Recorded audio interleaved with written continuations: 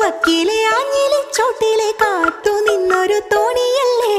ആർത്തിരമ്പി നിറയണ നിരത്ത് നീന്തിയെത്തണമെന്നരികെ ആരുമൊന്നു നനയാൻ കൊതിക്കണ രാവിലാദ്യ മഴക്കുളിരിൽ നീ പറയും കഥകളിലൊക്കെയും തൂമഴ തുള്ളി തുള്ളി വന്നു കണ്ണിലെ പൊയ്കയില് കുഞ്ഞലമാലയില് ഞാനോ മീനോ കാണാത്തീരം തേടി പോകും പൊൻകിന തോണികളോ പൊന്നര എന്നങ്ങളോ